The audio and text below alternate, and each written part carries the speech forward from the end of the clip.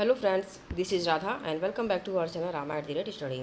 Friends, आज के इस वीडियो में हम आरआरबी एनटीपीसी सीबीटी 2 एग्ज़ाम 2022 जो कि 13 जून फर्स्ट शिफ्ट में हुआ था उसमें पूछे गए प्रश्नों के आंसर को भी डिस्कस करने वाले हैं। तो चलिए शुरू करते हैं। पहला है, मीराबाई का संबंध किस राज्य से है? तो मीराबाई का संबंध राजस्थान राज्य से है। पनामा नहर कहाँ पर स्थित है? तो पनामा नहर मध्य अमेरिका में प्रशांत महासागर को अटलांटिक महासागर से जोड़ती है। राष्ट्रीय एकता दिवस प्रतिवर्ष किसके जन्मदिन के अवसर पर मनाया जाता है?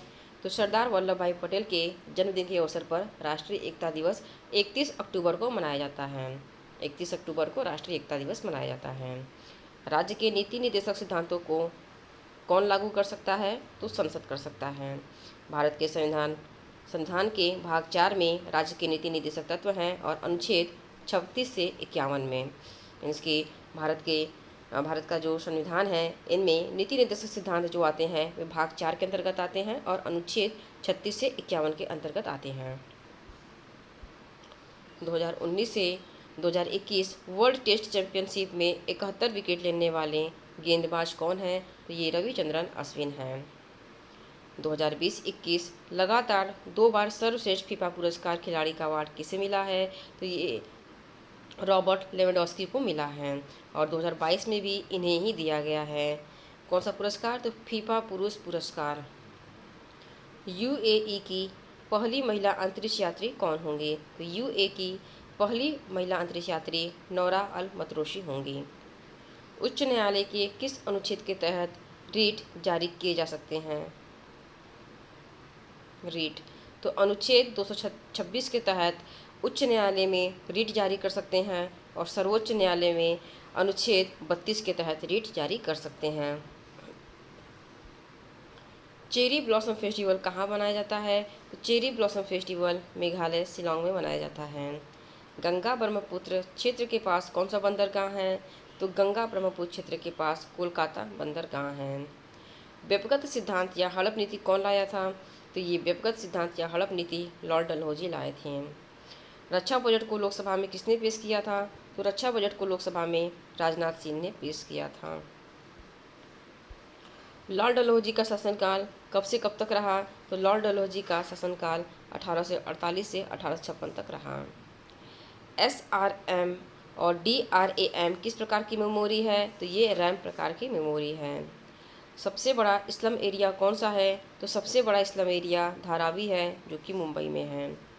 न्यायालय में किसे चुनौती नहीं दे सकते हैं? तो न्यायालय में राज्य की नीति निर्देशक तत्व की DPSP को चुनौती नहीं दे सकते हैं। 2011 की जनगणना के अनुसार किस क्षेत्र में जनसंख्या ज़्यादा निवास करती है? तो प्राथमिक क्षेत्र में जनसंख्या ज़्यादा निवास करती है। ऑप्शन के अनुसार प्राथमिक क्षेत्र इसका आंसर होगा। राष्ट्रपति को शपथ किस अनुच्छेद के तहत दिलाई जाती है? तो राष्ट्रपति को शपथ अनुच्छेद 60 के तहत दिलाई जाती है। नीति निर्देशक तत्व किस देश से लिया गया है? तो नीति निर्देशक तत्व को आयरलैंड से लिया गया है। मध्य प्रदेश में झूम की खेती को क्या कहा जाता है? तो मध्य प्रदेश में झूम की खेती को वेबर या दहिया कहा जाता है। 2021 में रक्षा उत्पादन सचिव किसे नियुक्त किया गया है?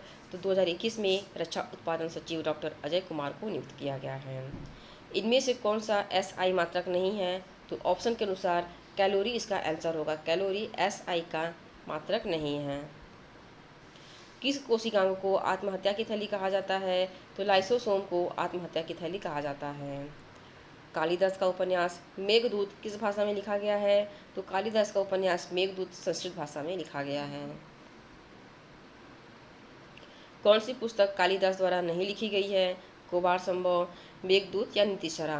तो इसमें नीतिशरा पुस्तक को कालिदास के द्वारा नहीं लिखा गया है, इसे कमंदका के द्वारा लिखा गया है। किसके द्वारा लिखा गया है? तो इस पुस्तक को कमंदका ने लिखा है। विश्व खुशहाल सूचकांक रिपोर्ट 2021 में कौन सा देश शीर्ष रहा? तो फिनलैंड 2021 विश्व खुशहाल सूचकांक में शीर्ष देश पर रहा। कौन ऑल इंडिया रेडियो में 1948 से 1956 तक काम किए और एक सितार वादक भी थे? तो ये पंडित रविशंकर थे जिन्होंने रेडियो में भी कार्य किया और एक सितार वादक भी थे। एजेंडा 21 इसका क्या मतलब होता है? तो इसका मतलब होता है 21st सेंचुरी। पाइका विद्रोह किस राज्य में हुआ है? तो पाइका विद्रोह उड़ीसा राज्य में हुआ है। आंध्र प्रदेश में कौन सा त्यौहार है जिसमें छड़ी का उपयोग किया जाता है? तो कोलानालू ऐसा त्यौहार है जिसमें छड़ी का उपयोग किया जाता है। कोणार्क के सूर्य मंदिर को किस नाम से जाना जाता है? तो कोणार्क के सूर्य मंदिर को ब्लैक पगोड़ा नाम से जाना जाता है। SJSRY का फुल फॉर्म क्या है? तो SJSRY का फुल फॉर्म द स्वर्ण जयंती शहरी रोजगार योजना, जिसे कि 1 दिसंबर 1997 में लागू किया गया था। स्वर्ण जयंती शहरी रोजगार योजना।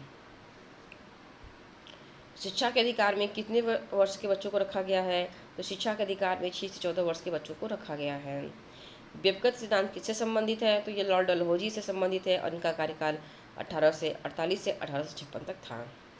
भारत वैश्विक मछली उत्पादन में लगभग कितने प्रतिशत योगदान देता है? तो 7.7% का योगदान देता है। MS एक्सेल में स्प्रेडशीट में टेक्स्ट का डिफ़ॉल्ट अलाइनमेंट वर्टिकल क्या होता है? तो ये लेफ्ट बॉटम होता है। MS एक्सेल में स्प्रेडशीट में टेक्स्ट का डिफ़ॉल्ट अलाइनमेंट लेफ्ट बॉटम होता है।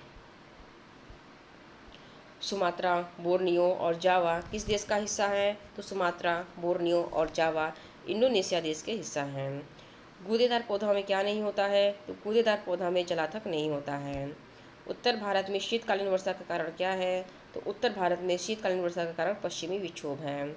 कौन सा रासायनिक अपक्षय एक प्रकार का नहीं है? तो ये संक्षारण जो है रासायनिक है, यह अपक्षय प्रकार का नहीं है।